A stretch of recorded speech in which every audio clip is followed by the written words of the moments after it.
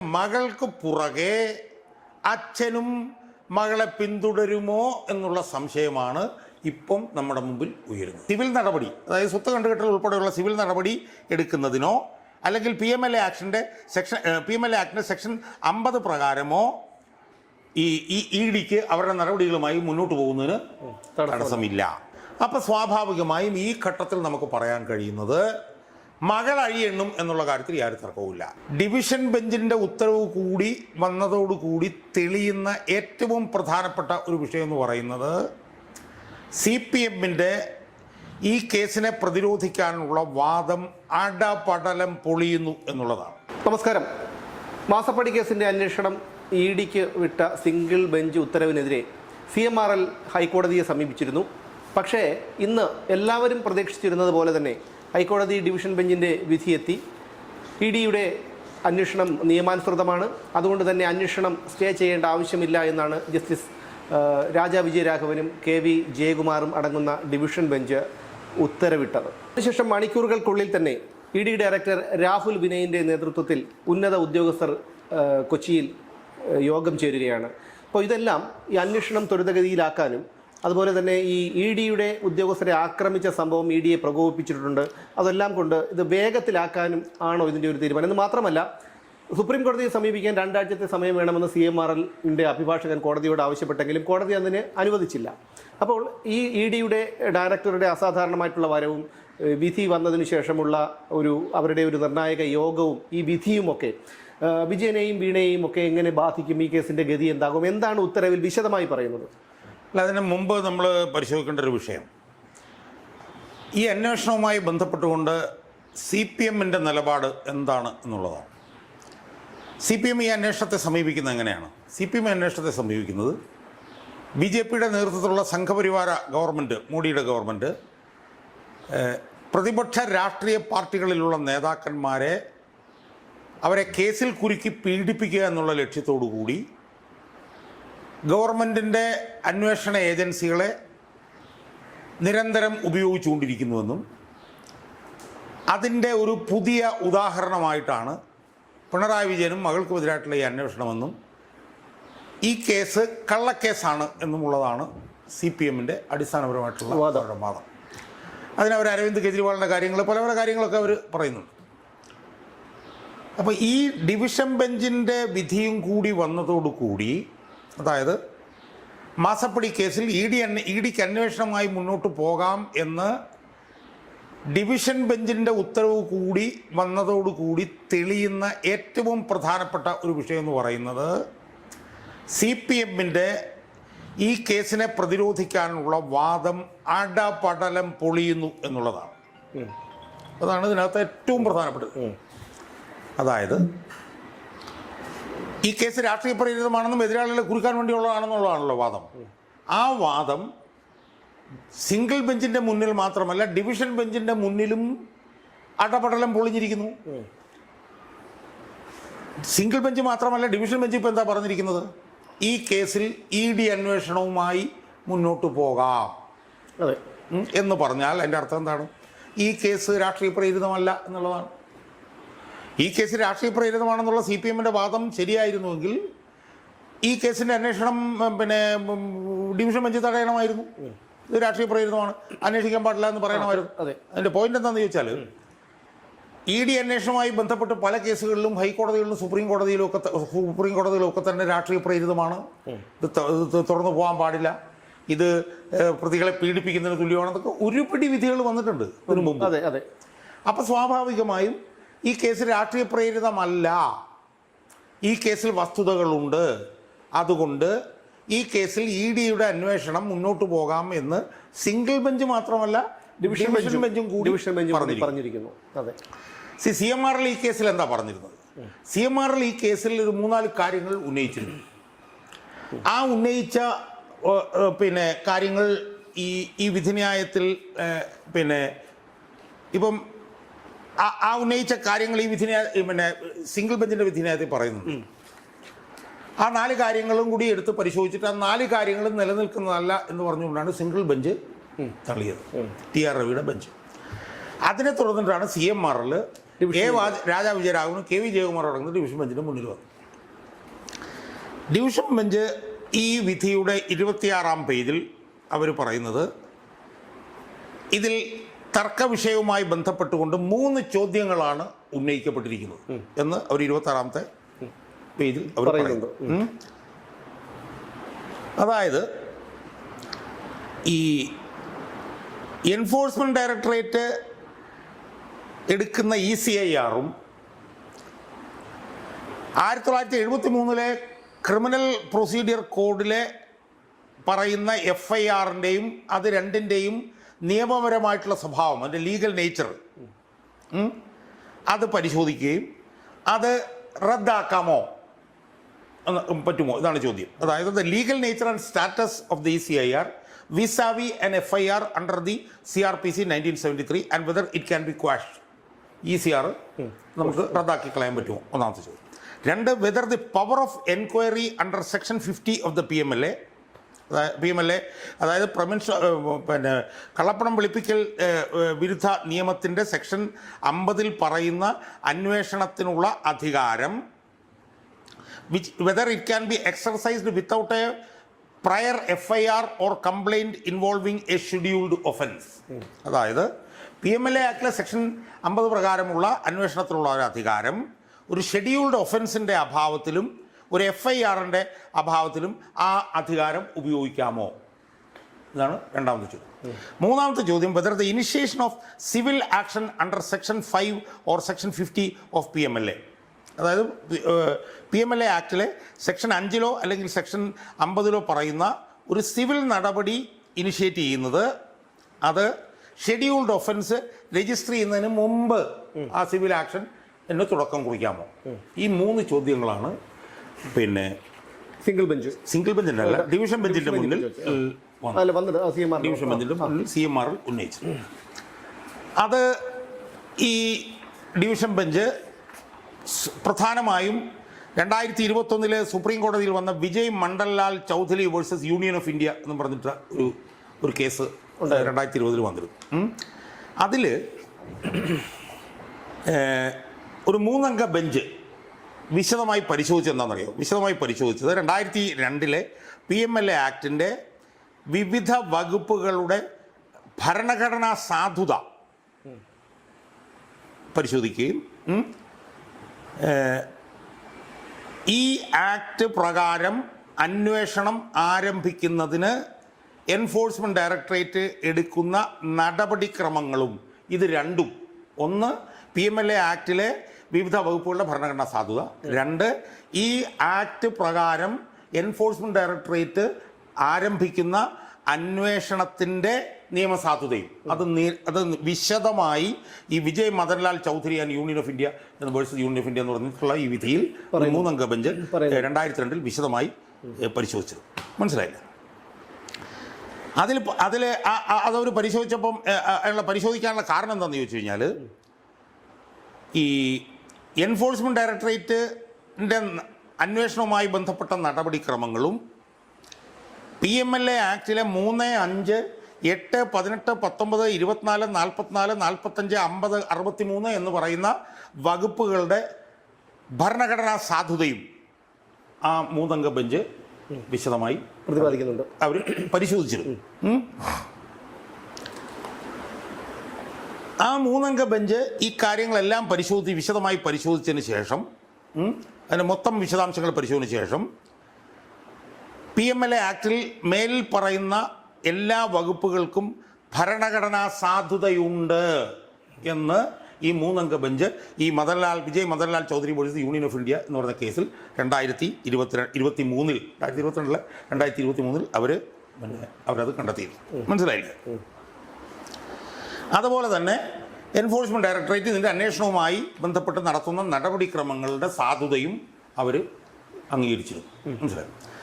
അപ്പോൾ ആ വിധിന്യായത്തിൻ്റെ പശ്ചാത്തലത്തിലാണ് CMRൽ ഈ കേസിൽ ഉയർത്തിയിട്ടുള്ള നേരത്തെ നമ്മൾ പറഞ്ഞ 3 ചോദ്യങ്ങൾ വിശദമായി ഈ ഡിവിഷൻ ബെഞ്ച് പരിശോധിച്ചു. എന്നിട്ട് അവർ അതിൻ്റെ 45-ാമത്തെ പേജിൽ അവർ 30ാമത്തെ ഖണ്ഡികയിൽ അവരുടെ കൃത്യമായിട്ടുള്ള നിരീക്ഷണം അവർ അതിനകത്ത് പറയുന്നത്. ഒന്നെന്താണ്, in view of the discussion above, നമ്മൾ മുകളിൽ നിർത്തി ചർച്ച അടിച്ചാൽ, we hold that the non registration of an FIR or non filing of a complaint in respect of a scheduled offence will not bar the ED from initiating civil action under PMLA. എന്ന് പറഞ്ഞാൽ FIR register ചെയ്യാതിരിക്കുകയോ അല്ലെങ്കിൽ ഒരു scheduled ഒഫൻസുമായി ബന്ധപ്പെട്ടുകൊണ്ട് ഒരു പരാതി സമർപ്പിക്കുകയോ ചെയ്തില്ല എന്നത് PMLA act പ്രകാരം EDക്ക് ഒരു സിവിൽ ആക്ഷന് തുടക്കം കുറിക്കുന്നതിന് തടസ്സമല്ല. രണ്ട്, the registration of A scheduled offence is a prerequisite only for penal action under section 3. അതായത് PMLA ആക്ടിലെ സെക്ഷൻ 3 പ്രകാരമുള്ള പീനൽ പ്രോസിക്യൂഷന് മാത്രമാണ് ഷെഡ്യൂൾഡ് ഒഫൻസ് രജിസ്റ്റർ ചെയ്യേണ്ടി വരുന്നത്, പീനൽ ആക്ഷന് മാത്രം. And not for civil action or attachment under section 5 or the exercise of enquiry powers under section 15 of PMLA. അതായത് section 5 പ്രകാരം ഒരു സിവിൽ നടപടി, അതായത് സ്വത്ത് കണ്ടുകെട്ടൽ ഉൾപ്പെടെയുള്ള സിവിൽ നടപടി എടുക്കുന്നതിനോ അല്ലെങ്കിൽ PMLA ആക്ടിൻ്റെ സെക്ഷൻ 50 പ്രകാരമോ ഈ EDക്ക് അവരുടെ നടപടികളുമായി മുന്നോട്ട് പോകുന്നതിന് തടസ്സമില്ല. As regard the prayer to quash the ECIR, അതായത് ECIR റദ്ദാക്കണം എന്നുള്ളത് സംബന്ധിച്ച് അവർ പറഞ്ഞത്, ECIR is not a statutory document, അതൊരു ഭരണഘടനാപരമായിട്ടുള്ള ഒരു ഡോക്യുമെന്റ് അല്ല ECIR. And even the non registration of ECIR does not impede the commencement of civil action. അതായത് ഒരു സിവിൽ ആക്ഷന് തുടക്കമിടുന്നതിന് ECIR രജിസ്റ്റർ ചെയ്തിട്ടില്ല എന്നുള്ളത് അതൊരു കാരണമല്ല. മനസ്സിലായോ? ECIR രജിസ്റ്റർ ചെയ്തില്ലെങ്കിലും സിവിൽ ആക്ഷൻ തുടങ്ങാം. The prayer to quash the ECIR cannot be granted. അതായത് സിവിൽ ആക്ഷൻ്റെ പശ്ചാത്തലത്തിൽ പിന്നെ ECIR രജിസ്റ്റർ ചെയ്ത് മുന്നോട്ട് പോകാം എന്നുള്ളത് കൊണ്ട് ഈ കേസിൽ ECIR രജിസ്റ്റർ ECIR റദ്ദാക്കണം എന്നുള്ളതും അംഗീകരിക്കാൻ കഴിയില്ല. മനസ്സിലായില്ലേ? അതുകൊണ്ട് തന്നെ അവർ സിംഗിൾ ബെഞ്ചിൻ്റെ വിധിന്യായം പൂർണ്ണമായും സ്ഥിരപ്പെടുത്തുകയും ഈ ജഡ്ജ്മെൻറ്റിൽ, ഈ സിംഗിൾ ജഡ്ജിൻ്റെ ജഡ്ജ്മെൻറ്റിൽ ഞങ്ങൾക്ക് ഇടപെടാൻ കഴിയില്ല എന്ന് പറഞ്ഞുകൊണ്ട് ഈ അപ്പീല് പരിപൂർണമായി തള്ളിക്കളയുകയും ചെയ്തിരിക്കും. അപ്പോൾ ഇതിൽ നിന്ന് ഉരുത്തിരിഞ്ഞു വരുന്ന നിരീക്ഷണം എന്ന് പറഞ്ഞാൽ എന്താ? നമ്മൾ തുടക്കത്തിൽ തന്നെ CPM ഉന്നയിച്ച വാദത്തിലേക്ക് നമ്മൾ പോകണം. CPM എന്താ പറഞ്ഞത്? ഇത് കള്ളക്കേസാണ്, ഇത് പ്രതിപക്ഷ നേതാക്കന്മാരെ പീഡിപ്പിക്കുന്നതിന് വേണ്ടി പിന്നെ BJP ഗവൺമെൻറ് അന്വേഷണ ഏജൻസികൾ നടത്തുന്ന പിന്നെ ഒരു കടന്നാക്രമണമാണ് എന്ന വാദം കാര്യകാരണ സഹിതം സിംഗിൾ ബെഞ്ചിന് പിന്നാലെ ഡിവിഷൻ ബെഞ്ചും കാര്യകാരണ സഹിതം തള്ളിയിരിക്കുകയാണ്. ഡിവിഷൻ ബെഞ്ച് എന്താ പറഞ്ഞത്? ഡിവിഷൻ ബെഞ്ച് പറഞ്ഞത് CMRL 3 ചോദ്യങ്ങൾ ഉന്നയിക്കുന്നു. ആ 3 ചോദ്യങ്ങളെ ഈ വിഷയം നേരത്തെ കൈകാര്യം ചെയ്ത 2023 ഒരു സുപ്രീം കോടതിയിലെ ഒരു 3-അംഗ ബെഞ്ചിൻ്റെ വിധിന്യായത്തിൻ്റെ പശ്ചാത്തലത്തിൽ വിശദമായി പരിശോധിച്ചതിന് ശേഷം ആ 3 വാദങ്ങളും CMRന്റെ 3 വാദങ്ങളും അംഗീകരിക്കാൻ കഴിയില്ല എന്ന് പറഞ്ഞുകൊണ്ട് ഡിവിഷൻ ബെഞ്ച് തള്ളിയിരിക്കുന്നു. അതുകൊണ്ട് തന്നെ CPMൻ്റെയും വിജയൻ്റെയും ഒരു വാദങ്ങളും നിലനിൽക്കില്ല എന്ന് അസന്നിഗ്ധമായി ഒന്നല്ല 2 കോടതികൾ തീരുമാനിച്ചിരിക്കുന്ന പശ്ചാത്തലത്തിൽ ഇനി CPM ഇതിൽ പറഞ്ഞിരിക്കുന്ന ഈ വാദഗതി തൊണ്ട തൊടാതെ വിഴുങ്ങണം, അവർ മാപ്പ് പറയണം. അതാണ് ചെയ്യേണ്ടത്. അല്ല, അവർ മാപ്പ് പറയുന്നതിലേക്ക് നമ്മൾ പോകേണ്ട കാര്യമില്ല. അത് അവരെ സംബന്ധിച്ചിടത്തോളം ധാർമ്മികമായിട്ടുള്ള ഒരു പ്രശ്നമാണ്. പക്ഷേ EDയെ സംബന്ധിച്ചിടത്തോളം അവരുടെ ഒരു അഭിമാനത്തിൻ്റെ പ്രശ്നമാണെന്ന് മാത്രമല്ല, അവരുടെ ഒരു വിശ്വാസ്യതയുടെ കൂടി പ്രശ്നമാണ്. അങ്ങനെ വരുമ്പോൾ EDയുടെ അടുത്ത നീക്കം എന്തായിരിക്കും എന്നുള്ളതാണ്. 20 ദിവസം ഈ മേൽക്കോടതിയെ സമീപിക്കാനായി സമയം ചോദിച്ചിട്ട് പോലും അനുവദിച്ചിട്ടില്ല കോടതി. അതായത് ഇതിൽ ഞാൻ പറഞ്ഞ പോയിന്റ്, EDയുടെ തുടർ നടപടിയെക്കുറിച്ച്, അതിൻ്റെ പ്രത്യേകതയെക്കുറിച്ച് നമുക്ക് ചർച്ച ചെയ്യാം. ഞാൻ പറഞ്ഞ ആദ്യത്തെ ഭാഗം എന്ന് പറഞ്ഞാൽ CPM ഈ വിഷയത്തിൽ ഉന്നയിച്ച വാദഗതി പൂർണ്ണമായി തെറ്റിയിരിക്കുന്നു എന്നുള്ളത് അവർ മനസ്സിലാക്കിക്കോണം. അതാണ് ഞാൻ പറഞ്ഞത്. അതൊരു ധാർമ്മികമായിട്ടുള്ള വിഷയമാണ് CPMനെ സംബന്ധിച്ചത്. ഇനി ഇത് രണ്ടാമത്തെ ഘട്ടം എന്ന് പറഞ്ഞാൽ എന്താ? രണ്ടാമത്തെ ഘട്ടം എന്ന് പറയുന്നത്, ഈ മാസപ്പടി കേസിൽ എൻഫോഴ്സ്മെൻറ്റ് ഡയറക്ടറേറ്റിന് നീതിന്യായ വ്യവസ്ഥയിൽ നിന്ന് ഒന്നല്ല 2 കോടതികളിൽ നിന്ന് തങ്ങൾക്ക് അന്വേഷണവുമായി മുന്നോട്ട് പോകാനുള്ള ഒരു ക്ലീൻ ചിറ്റ് അവർക്ക് ലഭിച്ചിരിക്കുകയാണ്. അപ്പോൾ അതിൻ്റെ പശ്ചാത്തലത്തിൽ അവരിനി എന്ത് നടപടികളിലേക്ക് പോകും എന്നാണ് കണ്ടറിയേണ്ടത്, നമ്മൾ പരിശോധിക്കണം. അങ്ങനെ പരിശോധിക്കുമ്പോൾ നമുക്ക് 2-3 കാര്യങ്ങൾ പറയാൻ പറ്റും. എന്താണെന്ന് ചോദിച്ചാൽ, 1.5 വർഷക്കാലമായി ഹൈക്കോടതി സിംഗിൾ ബെഞ്ചിൻ്റെ മുന്നിൽ പെൻഡിങ്ങിൽ കിടന്ന ഈ കേസിൽ മെയ് 26-ന് അന്വേഷണവുമായി പോകാം എന്ന് പറഞ്ഞുകൊണ്ടൊരു വിധി വരുന്നു. ആ വിധി വന്ന് മണിക്കൂറുകൾക്കുള്ളിൽ നമ്മൾ മനസ്സിലാക്കേണ്ടത് മെയ് 26-ൽ ഏതാണ്ട് ഒരു ഉച്ചയായപ്പോഴത്തേക്കാണ് വിധി വരുന്നത്. മെയ് 27 രാവിലെ 6:15 മണിക്ക് 12 കേന്ദ്രങ്ങളിൽ 100 ഉദ്യോഗസ്ഥന്മാരെ വിന്യസിച്ചുകൊണ്ടുള്ള അന്വേഷണം തുടങ്ങി. പരിശോധന. അതിൽ വിജയൻ്റെ വീട്, വിജയൻ്റെ തറവാട് വീട്, വിജയൻ്റെ മരുമകൻ്റെ വീട്, അത് 3 ഉൾപ്പെട്ടു. നമ്മളത് കാണേണ്ട കാര്യം എന്ന് വെച്ചാൽ, ഈ വിഷയത്തിൽ സജീവമായി ED നീങ്ങിയിരുന്നുവെങ്കിൽ വിജയൻ മുഖ്യമന്ത്രി ആയിരുന്ന സമയത്ത് തന്നെ ഇവർക്ക് ഇത് ചെയ്യാമായിരുന്നു. നമ്മളത് മറക്കരുത്. അന്ന് മുഴുവൻ ഇതേ ED തന്നെ വിജയനെ ചിറകിനടിയിൽ വെച്ചിരിക്കുകയായിരുന്നു. നമ്മൾ കാണണം. നമ്മൾ ഇന്നലെ കഴിഞ്ഞ ദിവസം പലപ്പോഴും ചർച്ച ചെയ്തിട്ടുള്ള ഒരു കാര്യം കൂടിയാണ്. SFIOയുടെ അന്വേഷണ റിപ്പോർട്ട് 27/11/2024 പിന്നെ കമ്പനി അഫയേഴ്സ് മന്ത്രാലയത്തിന് സബ്മിറ്റ് ചെയ്തത്. അതിനുശേഷം 6/2025 അവർ കുറ്റപത്രവും കൊടുത്തതാണ്. മനസ്സിലായി? അപ്പോൾ 2024 സബ്മിറ്റ് ചെയ്തു, 2025 കുറ്റപത്രവും കൊടുത്തു.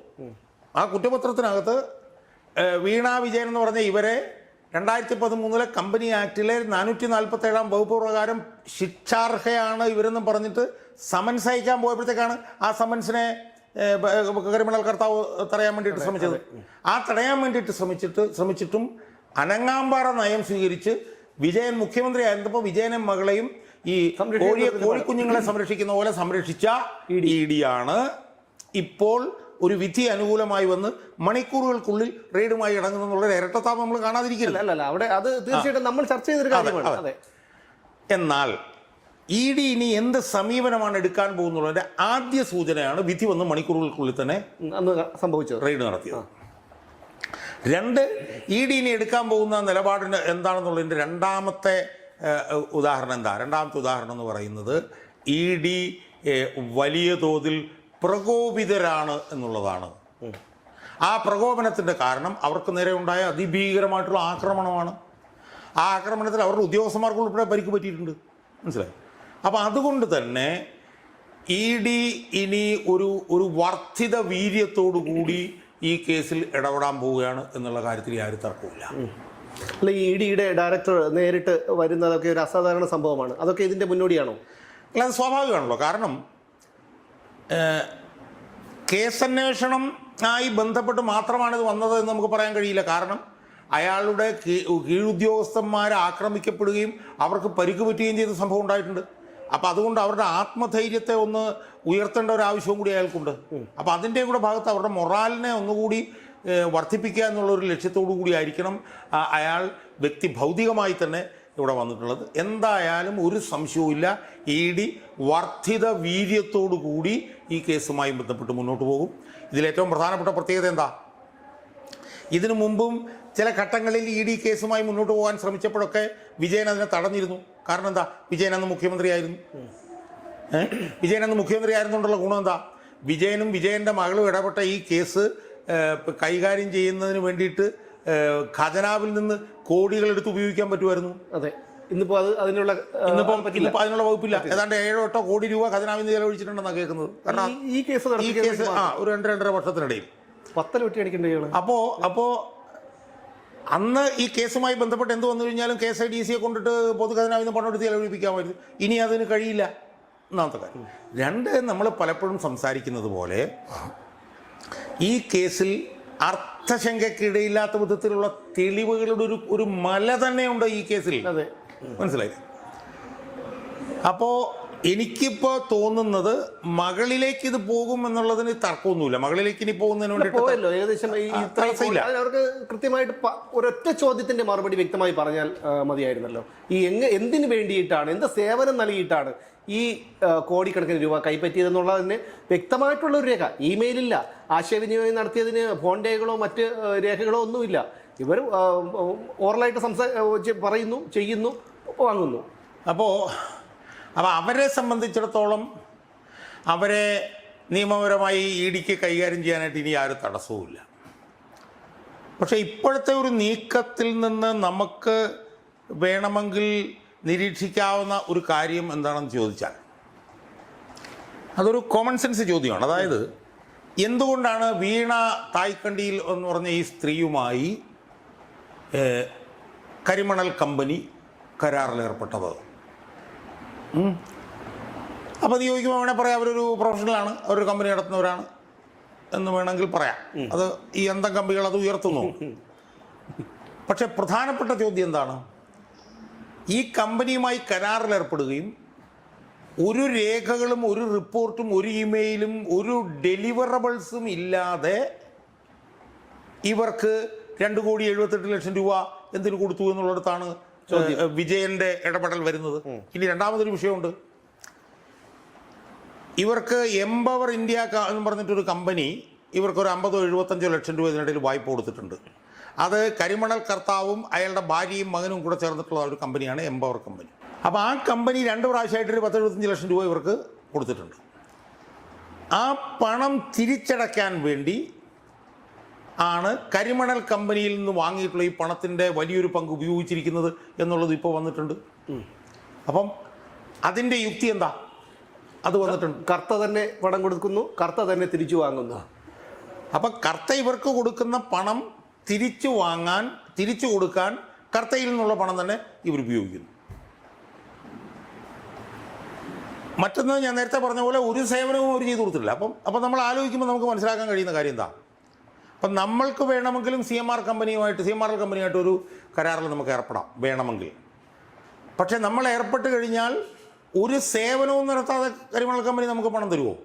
പണം തരില്ല. അപ്പോൾ എന്തിനാണ് ഒരു സേവനവും നൽകാതെ അന്ന് മുഖ്യമന്ത്രിയായിരുന്ന വിജയന്റെ മകൾക്ക് ഇവർ 2,78 ലക്ഷം? അത് മാത്രമല്ല, സമാനമായി മറ്റൊരു കമ്പനിയുടെ കാര്യം കൂടി നമ്മളത് കണ്ടതാണ്. കാരണം ആ കമ്പനിക്ക് കൊടുത്തിരിക്കുന്നത് തുച്ഛമായിട്ടുള്ള തുകയാണ്. അവർ സേവനം നൽകിയിട്ടുണ്ട്. പക്ഷേ സേവനം നൽകാത്ത കമ്പനിക്ക്, വീണയുടെ കമ്പനിക്ക് കൊടുത്തിരിക്കുന്നത് കോടിക്കണക്കിന് രൂപയാണ്. അതായത് അറ്റ്ന എന്ന് പറഞ്ഞൊരു കമ്പനിക്ക് അവരെല്ലാ മാനദണ്ഡങ്ങളും പൂർത്തീകരിച്ചിട്ടുണ്ട്. അവരൊരു സോഫ്റ്റ്വെയർ ഡെവലപ്പ് ചെയ്യാൻ അവർക്ക് 378 ലക്ഷം രൂപയാണ് ഇവർക്ക് കൊടുക്കുന്നതെങ്കിൽ ഒരു ഇമെയിലുമില്ല, ഒരു ഡെവലപ്മെൻറ്റുമില്ല, ഒരു ഡെലിവറബിൾസും കൊടുത്തിട്ടില്ല, ഒരു വിധത്തിലുള്ള രേഖകളും ഇല്ലാതിരുന്നിട്ടും ഇവർക്ക് 278 ലക്ഷം രൂപ കൊടുത്തിട്ടുണ്ടെങ്കിൽ, 278 ലക്ഷം രൂപ, മറ്റത് 3 ചില്ലുവാനാണ് ലക്ഷമാണ്, ഇത് 278 ലക്ഷം രൂപ കൊടുത്തിട്ടുണ്ടെങ്കിൽ അത് വിജയന്റെ മകളാണ് എന്നുള്ളത് സ്വാഭാവികമല്ലേ? അപ്പം സ്വാഭാവികമായും എന്തിനാണ് ഒരു സേവനവും നൽകാതെ ഇവർക്ക് ഈ 278 ലക്ഷം രൂപ കൊടുത്തെന്നുള്ള ചോദ്യം വരും. അതെ, കാരണം ഒന്നും ചെയ്യാതെ ആ കമ്പനി ഇവർക്ക് കൊടുക്കേണ്ട കാര്യമില്ല. അപ്പം സ്വാഭാവികമായും വിജയൻ എന്തൊക്കെയോ കരിമണൽ കർത്താവിന് ചെയ്തു കൊടുത്തിട്ടുള്ളതിൻ്റെ ഒരു ക്വിഡ് പ്രോക്വോ, ഒരു ഉപകാര സ്മരണ ആയിട്ടാണ് അയാളുടെ മകൾക്ക് ഈ പണം കിട്ടിയത് എന്ന് വരുന്നു. അങ്ങനെ വരുമ്പോൾ അതിനകത്ത് ഉരുത്തിരിയുന്ന വേറൊരു വിഷയം എന്താണ്? അങ്ങനെ ഉരുത്തിരിയുന്ന വേറൊരു വിഷയം, കരിമണൽ കമ്പനിയിൽ നിന്ന് മാത്രമാണോ ഇവർക്ക് പണം കിട്ടിയിരിക്കുന്നത്? ഇതേ റൂട്ടിൽ വേറെ കമ്പനികളിൽ നിന്നും പണം കിട്ടിക്കൂടെ? തീർച്ചയായും. അല്ല, ഇത് പുറത്ത് വന്ന മഞ്ഞുമലയുടെ അറ്റം മാത്രമാണെന്ന് നമുക്കിതിനെ പറയാം. അപ്പോൾ അങ്ങനെ വന്നിരിക്കാനുള്ള സാധ്യത ഉണ്ടെന്ന് പറയാൻ കാരണം എന്താ? അങ്ങനെ വന്നിരിക്കാനുള്ള സാധ്യത ഉണ്ട് എന്ന് നമുക്ക് തോന്നുന്നത് എന്തുകൊണ്ടാണ്? എക്സാലോജിക്ക് ഗൾഫിലും രജിസ്റ്റർ ചെയ്തിരുന്നു. ആ കമ്പനിയിൽ ഇവരുടെ മുൻ ഭർത്താവ് കൂടെ ചേർന്നുള്ള സംയുക്ത അക്കൗണ്ടിൽ 10 കോടി രൂപ ഉണ്ടായിരുന്നു എന്ന് ഷോൺ ജോർജ് പരസ്യമായി പറഞ്ഞിട്ടുണ്ട്. അബുദാബി കൊമേഴ്സ്യൽ ബാങ്ക് പറയുക മാത്രമല്ല, അദ്ദേഹം ഇഡിക്ക് രേഖാമൂലം പരാതി നൽകിയിട്ടുണ്ട്. അദ്ദേഹം അതിനകത്ത് പറഞ്ഞിരിക്കുന്നത് എന്താണ്? 2020 കഴിഞ്ഞപ്പോഴത്തേക്കും ആ കമ്പനി അപ്രത്യക്ഷമായി. അതിനു മുമ്പ് പ്രൈസ് വാട്ടർ ഹൗസ് കൂപ്പേഴ്സ്, SNC ലാവലിൻ ഉൾപ്പെടെയുള്ള കമ്പനികൾ വൻ തുക ഈ ഗൾഫിലുള്ള എക്സാലോജിക്ക് എന്ന് പറഞ്ഞ കമ്പനിയിലേക്ക് ഇട്ടിട്ടുണ്ടെന്നും അത് അവിടെ നിന്ന് വിദേശ രാജ്യങ്ങൾ, അമേരിക്ക, കാനഡ പോലുള്ള രാജ്യങ്ങളിലേക്ക് റൂട്ട് ചെയ്യപ്പെട്ടിട്ടുണ്ട് എന്നും ഷോൺ ജോർജ് പറയുന്നുണ്ട്. അപ്പം സ്വാഭാവികമായും ഈ ഘട്ടത്തിൽ നമുക്ക് പറയാൻ കഴിയുന്നത് മകൾ അഴിയെണ്ണും എന്നുള്ള കാര്യത്തിൽ യാതൊരു തർക്കവുമില്ല. അല്ല, ഇവിടെ ഒരു കാര്യം, മകൾ അഴിയണം എന്നുള്ള കാര്യത്തിൽ യാതൊരു തർക്കവുമില്ല. പക്ഷേ മകൾക്ക് പുറകെ അച്ഛനും മകളെ പിന്തുടരുമോ എന്നുള്ള സംശയമാണ് ഇപ്പം നമ്മുടെ മുമ്പിൽ ഉയരുന്നത്. അല്ല, ഞാനിത് ഈ ഇടയ്ക്ക് പറയാനുള്ള തുടങ്ങിയൊരു കാര്യം, ഇപ്പോൾ ഗൾഫിൽ നിന്ന് ഉള്ള പൈസയൊക്കെ ഇവർ പല രാജ്യങ്ങളിലേക്കും, പല യൂറോപ്യൻ രാജ്യങ്ങളിലേക്കും കടത്തിയതായിട്ടുള്ള ഷോൺ ജോർജ് പറഞ്ഞിട്ടുണ്ട്. അവിടെയാണ് പിണറായി വിജയൻ ചികിത്സയ്ക്കെന്ന് പറഞ്ഞ് 2018 അമേരിക്കയിലേക്ക് പോയപ്പോൾ അവിടെ 13 ദിവസങ്ങൾ അയാൾ എന്തു ചെയ്യുകയായിരുന്നു എന്നുള്ള കാര്യം അജ്ഞാതമായി തുടരുന്നത്. അന്നത് മാധ്യമ വാർത്തയായിരുന്നു. അതിനുശേഷം നോർവേ, നെതർലാൻഡ്സ്, അങ്ങനെ പല രാജ്യങ്ങളും, യൂറോപ്യൻ രാജ്യങ്ങളും അറബ് രാജ്യങ്ങളും സന്ദർശിച്ചപ്പോൾ പറഞ്ഞിരുന്നൊരു ന്യായം നിക്ഷേപം കണ്ടെത്താനാണെന്ന്. 10 പൈസയുടെ നിക്ഷേപം ഈ പാണ്ഡ്യാലമുക്ക് സ്വദേശി കേരളത്തിലേക്ക് കൊണ്ടുവന്നിട്ടില്ല. കോടിക്കണക്കിന് രൂപയാണ് ഇയാളും ചെറുമകനും ഭാര്യയും മകളും കൂടി ഉള്ള ടൂറിന് വേണ്ടി, വിദേശ സർക്കിട്ടിന് വേണ്ടി ചെലവാക്കിയത്. അവിടെയാണ് ഈ സംശയങ്ങൾ ഉയരുന്നത്. എന്തിനാണ് നിക്ഷേപം കൊണ്ടുവന്നിട്ടില്ല? അവിടെ ആരെയൊക്കെയാണ് ഇയാൾ കണ്ടത്? ആരുമൊക്കെയായി നിക്ഷേപത്തിന് വേണ്ടി ചർച്ച നടത്തി? ഈ കാര്യങ്ങളൊന്നും പുറത്തു വന്നിട്ടില്ല. അങ്ങനെ നോക്കുമ്പോഴാണ് ഷോൺ ജോർജ് പറയുന്ന ഈ കാര്യം ശരിയാണെന്ന് ബോധ്യമാകുന്നത്. എന്ന് മാത്രമല്ല, സ്വപ്ന സുരേഷ് പറഞ്ഞൊരു കാര്യം, 150ഓളം കോടി രൂപ US IT മേഖലയിൽ നിക്ഷേപിച്ചിട്ടുണ്ട് എന്നുള്ളതാണ്. അപ്പോൾ അതിനെക്കുറിച്ചൊക്കെ അന്വേഷണം ഇനി ഉണ്ടാവും. ഞാൻ പറഞ്ഞ അതൊക്കെ സെപ്പറേറ്റ് ഇഷ്യൂസാണ്. വിജയനുമായി ബന്ധപ്പെട്ട് വരുമ്പോൾ, പാണ്ഡ്യാലമുക്ക് സ്വദേശിയായ വിജയനുമായി ബന്ധപ്പെട്ട് വരുമ്പോൾ ഞാൻ പറഞ്ഞു വരുന്നത് അതൊക്കെ ഉണ്ടാവാം, അതിനൊക്കെ കേസുകൾ ഉണ്ടാവാം, അന്വേഷണങ്ങളൊക്കെ ഉണ്ടാവാം, അതിനൊന്നും ഞാനൊരു തർക്കം. നമ്മളത് ഈ വിഷയത്തിൽ ഇപ്പം അന്വേഷണം നടക്കുന്ന വിഷയത്തിൻ്റെ പരിധിക്കകത്ത് നിൽക്കുന്ന കാര്യങ്ങളാണ് ഞാനിപ്പോൾ പറയുന്നത്.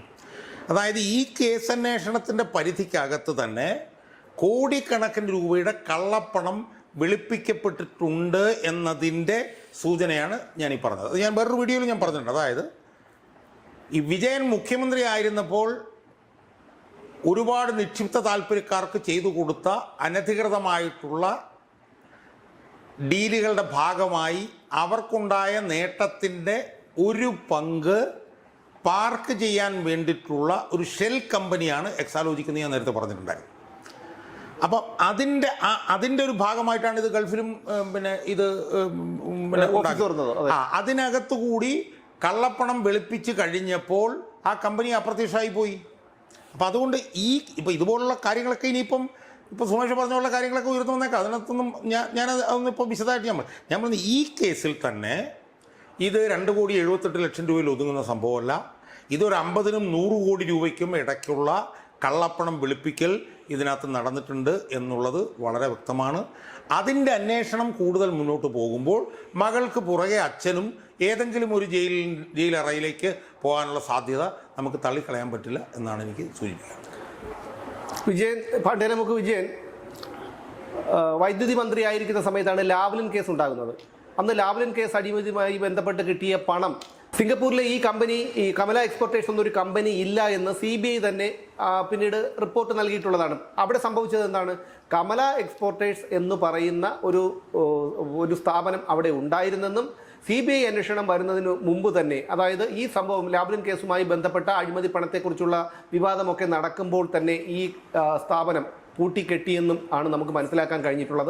അതുപോലെ തന്നെയാണ് എക്സാലോജിക്കുമായി ബന്ധപ്പെട്ടും ഉണ്ടായിട്ടുള്ളത്. ഈ വിഷയം ഉയർന്നു വന്നതിന് ശേഷം ഗൾഫിലെ എക്സാലോജിക് കമ്പനി പൂട്ടിക്കെട്ടി. അപ്പോൾ പാണ്ഡ്യാലമുക്ക് സ്വദേശി വിജയൻ ഈ പരിപാടി തുടങ്ങിയിട്ട് ഇന്നും ഇന്നലെയും ഒന്നുമല്ല, വർഷങ്ങളായി പാണ്ഡ്യാലമുക്ക് സ്വദേശിയായ വിജയൻ ഈ പണി തുടങ്ങിയതാണ്. അതുകൊണ്ട് തന്നെ കാര്യങ്ങളൊക്കെ എങ്ങനെ മാറി മറിഞ്ഞാലും പിണറായി വിജയൻ്റെ മകളുടെ പോക്ക് ജയിലിലേക്ക് തന്നെ എന്നാണ് ഇപ്പോൾ നമുക്ക് മനസ്സിലാക്കാൻ കഴിഞ്ഞിട്ടുള്ളത്. എന്ന് മാത്രമല്ല, ED ഉദ്യോഗസ്ഥരെ ആക്രമിച്ചതിലൂടെ അവർ കൂടുതൽ പ്രകോപിതരായി അവരുടെ വിശ്വാസ്യതയെ, അവരുടെ ഒരു നിലപാടിനെയൊക്കെ ചോദ്യം ചെയ്യുന്ന ഒരു സംഭവമാണ് തിരുവനന്തപുരത്ത് അരങ്ങേറിയത്. എന്തായാലും ഇന്നത്തെ ഹൈക്കോടതി ഡിവിഷൻ ബെഞ്ചിൻ്റെ വിധി പിണറായി വിജയന്, മകൾക്കും പിണറായി വിജയനും അത് വലിയ രീതിയിലുള്ള ഒരു തിരിച്ചടി തന്നെയാണ് എന്നുള്ള കാര്യത്തിൽ യാതൊരു തർക്കവുമില്ല. ഇനി വരുന്ന ഓരോ മണിക്കൂറുകളും അവരെ സംബന്ധിച്ചിടത്തോളം നിർണായകമാണ്. മണിക്കൂറുകൾ നീണ്ടുപോകുമെന്ന് നമുക്ക് പ്രതീക്ഷിക്കേണ്ട കാര്യമില്ല. കാരണം സിംഗിൾ ബെഞ്ചിൻ്റെ ഉത്തരവ് വന്ന് 12 മണിക്കൂർ തികയുന്നതിന് മുമ്പ് തന്നെയാണ് ഇത്തരത്തിൽ ഒരു റെയ്ഡ് തിരുവനന്തപുരത്ത് നടന്നത്. അതുകൊണ്ട് തന്നെ ഡിവിഷൻ ബെഞ്ചിൻ്റെ വിധി വന്നതിന് ശേഷമുള്ള ഓരോ മണിക്കൂറുകളും പിണറായി വിജയനെ സംബന്ധിച്ചിടത്തോളം നിർണായകമാണ്. എന്തായാലും പിണറായി വിജയനും മകൾക്കും നല്ലൊരു ജയിൽ ജീവിതം ആശംസിച്ചുകൊണ്ട് നിർത്തുന്നു. വീണ്ടും കാണാം.